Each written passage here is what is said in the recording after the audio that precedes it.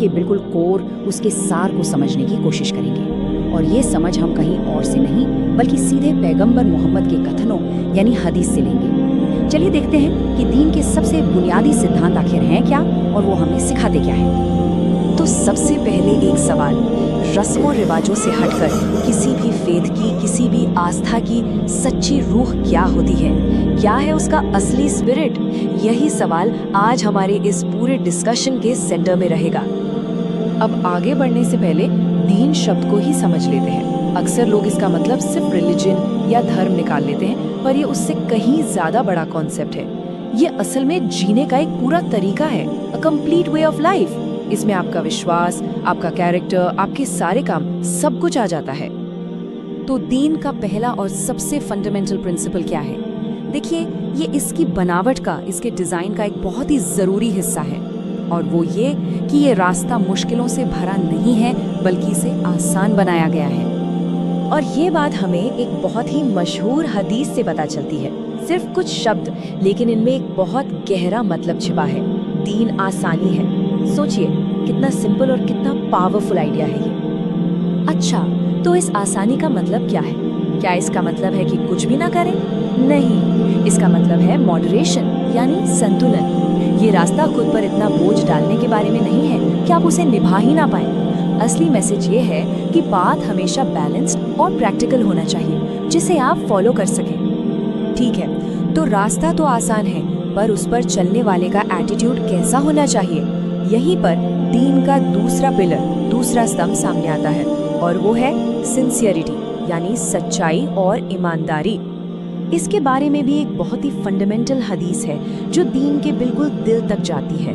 इसमें कहा गया है कि दीन नसीहत है।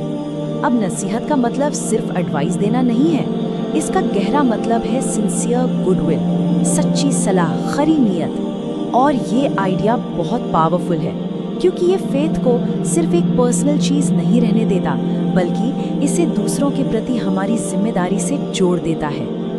तो सवाल उठता है कि ये सिंसियरिटी, ये ईमानदारी किसके लिए होनी चाहिए?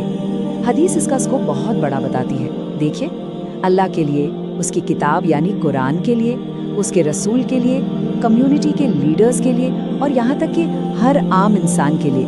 मतलब ईमानदारी को लाइफ के हर पहलू में, हर रिश्ते में जरूरी बताया गया है। तो हमने रास्ते की बात कर ली जो आसान है, और एटीट्यूड की जो ईमानदारी भरा होना चाहिए। लेकिन हमारे एक्शंस का क्या? जो काम हम करते हैं उनका क्या? यहीं पर दीन के इंटरनल डायमेंशंस यानी अंदरूनी पहलू सामने आते हैं। वो चीजें जो हमारे हर काम को असली मतलब देती हैं। और ये हदीस तो इस्लामिक थॉट का एक सेंट्रल पिलर है। बात बहुत सीधी सी है। आपके हर काम की वैल्यू आपकी नीयत, आपके इरादे से तय होती है।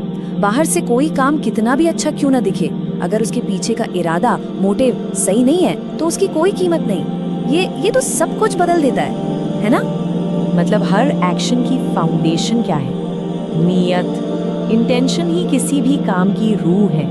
वही उसका स्टार्टिंग पॉइंट है और वही उसकी डेस्टिनेशन भी। नीयत के साथ साथ एक और अंदरूनी चीज है जो बहुत इंपॉर्टेंट है, कैरेक्टर। इस हदीस में हया को इस्लाम का डिफाइनिंग कैरेक्टर बताया गया है। अब हया का मतलब सिर्फ शाइनेस या शर्म नहीं है, इसका मतलब कहीं गहरा है। गलत काम करने से हिचकना, सेल्फ रिस्पेक्ट, डिसेंसी, ये सब हया में शामिल है। तो पॉइंट क्या है? पॉइंट ये है कि मॉरल कैरेक्टर कोई ऑप्शनल एक्स्ट्रा नहीं है, ये दीन का एक नॉन नेगोशिएबल हिस्सा है, आपकी फेथ की, आपकी आस्था की एक सच्ची पहचान। तो अब तक हमने क्या देखा? आसानी, ईमानदारी, नियत और चरित्र। ये सब बस अलग अलग रूल्स नहीं हैं। चलिए देखते हैं कि ये सब मिलकर कैसे एक कंप्लीट लाइफस्टाइल का ब्लूप्रिंट तैयार करते हैं। तो अब देखिए, पूरी पिक्चर सामने आ रही है। रास्ता आसान है, मुश्किल नहीं। रवैया हर किसी के लिए ईमानदारी का है। हर काम की कीमत नियत से तय होती है, और इन सब की नींव एक अच्छे कैरेक्टर पर रखी है।